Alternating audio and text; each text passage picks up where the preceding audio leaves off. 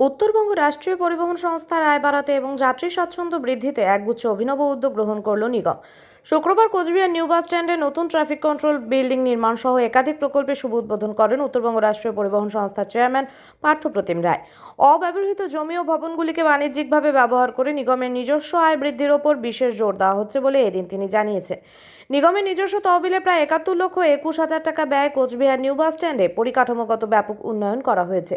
এদিন পুরনো ভবন সংস্কার করে এবং কাঠের একটি পুরনো বিল্ডিং ভেঙে নতুন ট্রাফিক কন্ট্রোল রুম, যাত্রীদের বসার জায়গা, পুরুষ ও মহিলাদের জন্য আলাদা শৌচালয় এবং গভীর নলকূপ স্থাপনের মাধ্যমে পানীয় জলের ব্যবস্থার উদ্বোধন করা হয়। এর পাশাপাশি প্রায় ২১,২৭,০০০ টাকা ব্যয়ে কোচবিহার রিক্রিয়েশন ক্লাব বিল্ডিংয়েরও আধুনিকীকরণ করা হয়েছে।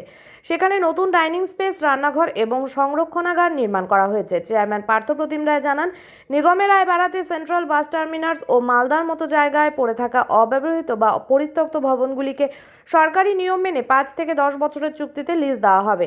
যে হলঘরে এদিনের উদ্বোধনী অনুষ্ঠানটি সম্পন্ন হয় সেটিও বাণিজ্যিকভাবে ভাড়া দেওয়ার সিদ্ধান্ত নেওয়া হয়েছে।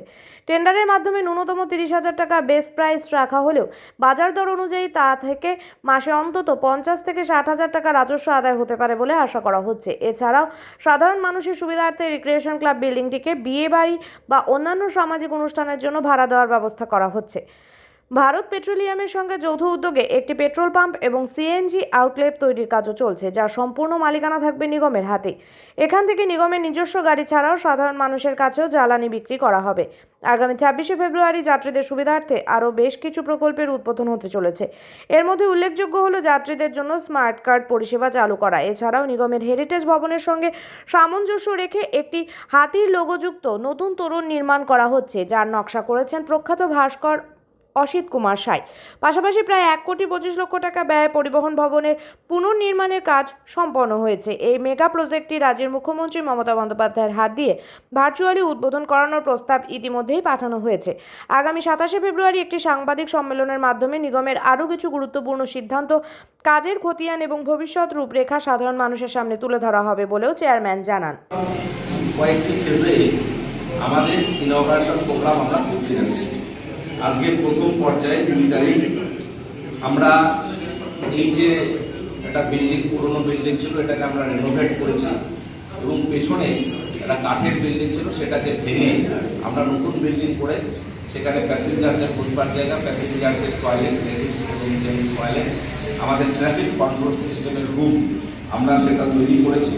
কিছু ড্রেনেজ ওয়ার্ক হয়েছে, পানীয় জলের ব্যবস্থাপনা হয়েছে। সবটার এই আর্থিক মূল্য ৭১,২১,০০০ টাকা। এটা আমাদের নিজস্ব তহবিল থেকে খরচ করে আমরা এটা করেছি। এবং এই যে প্রথম যে হল ঘরে আমরা আজকে এই প্রোগ্রামটা করছি, এটা কমার্শিয়াল আমরা ভাড়া দেব। ভাড়া দেওয়ার ক্ষেত্রে আমরা গভর্নমেন্ট ভ্যালুয়েশন আমরা সিট করেছি। গভর্নমেন্ট ভ্যালুয়েশন পার মান্থ ৩০,০০০ টাকা এসেছে, কিন্তু এই কমার্শিয়াল প্লেসে আমরা বাজার দর এমনি যেটা যাচাই করেছি, মিনিমাম ৫০ থেকে ৬০,০০০ টাকা পার মান্থ এই ঘরটার ভাড়া হতে পারে।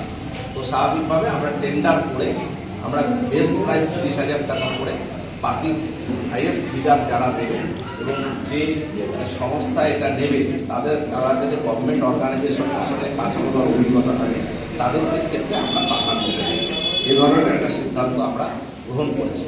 এবং এই নিউ বাস টার্মিনাসে একটি ভারত পেট্রোলিয়ামের সঙ্গে আমাদের মৌ স্বাক্ষরিত হয়েছে। আমরা যৌথভাবে একটা পেট্রোল পাম্প করছি, যার মালিকানা আমাদের থাকবে এবং আমরা কমার্শিয়ালি এখানে পেট্রোল পাম্প থেকে তেল বিক্রি করব পাবলিকের কাছেও এবং আমাদের নিজেদের গাড়িরাও নেবে এবং সিএনজিও একটা আউটলেট এখানে থাকবে। এই পরিকল্পনা আমাদের রয়েছে, তার আজকে আনুষ্ঠানিক শুভ সূচনা হচ্ছে এবং এখান থেকে আমরা রিক্রিয়েশন হলে যাব। রিক্রিয়েশন হল ঘর আমরা প্রাথমিকভাবে সংস্কার করেছি, কিন্তু তার পেছনে আমাদের বিয়ে বাড়ি ভাড়া দেওয়ার পরিকল্পনা দীর্ঘদিন থেকে আছে এবং হচ্ছেও, কিন্তু বসবার জায়গা, খাওয়ার জায়গার অভাব ছিল। আমরা একটা বড় ডাইনিং স্পেস করেছি, রান্নার জায়গা করেছি, একটা সেখানে রুম রয়েছে। সবটা মিলে আমরা সেটাকে নতুনভাবে তৈরি করেছি। তার কস্ট প্রজেক্ট করেছি ২১,২৭,০০০ টাকা। সেটা এখান থেকে উদ্বোধন করার পর ওখানে উদ্বোধন করবো। আর আগামী ২৬ তারিখ আমরা আরও বেশ কিছু কর্মসূচির আনুষ্ঠানিক উদ্বোধন করব। আপনাদের সেখানে আমন্ত্রণ থাকবে। সেন্ট্রাল বাস টার্মিনাসে সেখানে ফ্লোর তৈরি হয়েছে এবং সেখানে মেকানিক কিট তৈরি হয়েছে গাড়ি সারাই করবা এবং তার সঙ্গে সবথেকে উল্লেখযোগ্য যেটা পদক্ষেপ, আমরা স্মার্ট কার্ড সেদিন আনুষ্ঠানিকভাবে আমাদের কিছু প্যাসেঞ্জারের হাতে তুলে দেব। সেটা সেখানে করা হবে আগামী 26 তারিখ আমরা এই কর্মসূচিটা করব। এবং আমাদের ইচ্ছে রয়েছে আমাদের পরিবহন ভবন প্রায় 1,25,00,000 টাকা ব্যয়ে আমরা পুনর্নির্মাণ করেছি। তো সেটা আমরা মাননীয় মুখ্যমন্ত্রী মমতা বন্দ্যোপাধ্যায়ের দ্বারা উদ্বোধন করতে ইচ্ছুক। আমরা প্রস্তাব পাঠাচ্ছি, তিনি ভার্চুয়ালি উদ্বোধন করুক, এটা আমরা চাই। কারণ এত বড় একটা প্রজেক্ট তার হাত দিয়ে উদ্বোধন হবে বলে আমরা বিশ্বাস করি।